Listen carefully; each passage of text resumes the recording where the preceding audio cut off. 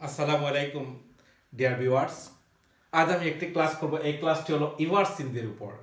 তাহলে আমরা প্রথমে জেনে নেই ইভার সিন্স শব্দের অর্থ কী এবং ইভার সিন্স দিয়ে কিভাবে বাক্য তৈরি করতে হয়। ইভার সিন্স শব্দের অর্থটা হচ্ছে তারপর থেকে আজ পর্যন্ত। তারপর থেকে আজ পর্যন্ত, অথবা আমরা বলতে পারি অব্দাব্দি।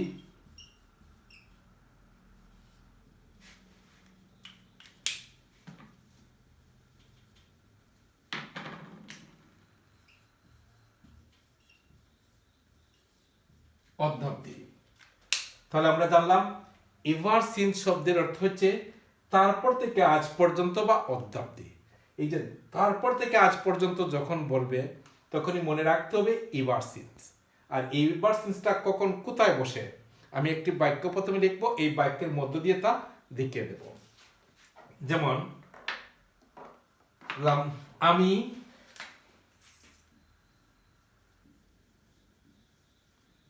2012 সালে তাকে সাহায্য করেছিলাম।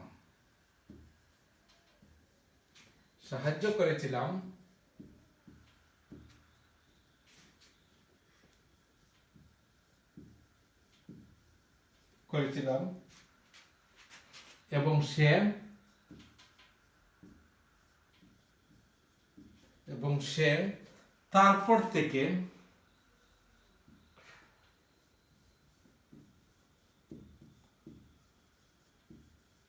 তারপর থেকে আজ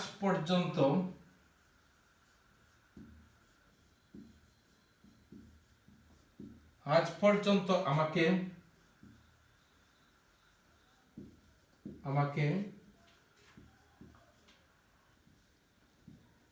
স্মরণ রেখেছে।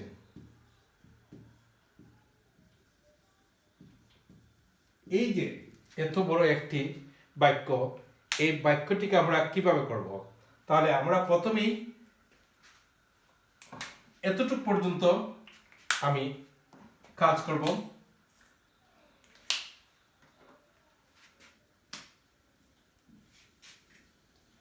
আমি 2012 সালে তাকে সাহায্য করেছিলাম। এখানে সাবজেক্টটা হচ্ছে আই।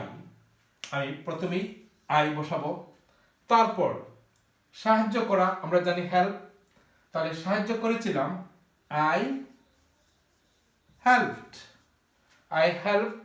কাকে? তাকে। I helped him.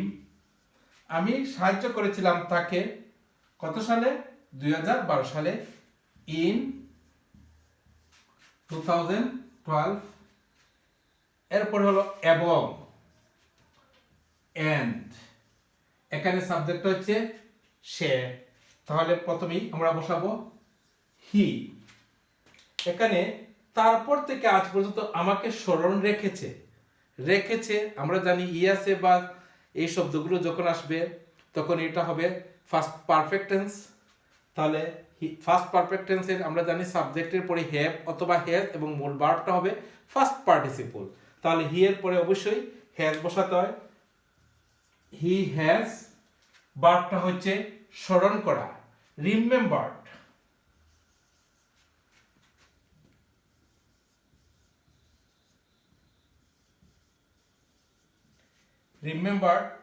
কাকে? আমাকে, মি। তারপর থেকে আজ পর্যন্ত ইভার সিন্স।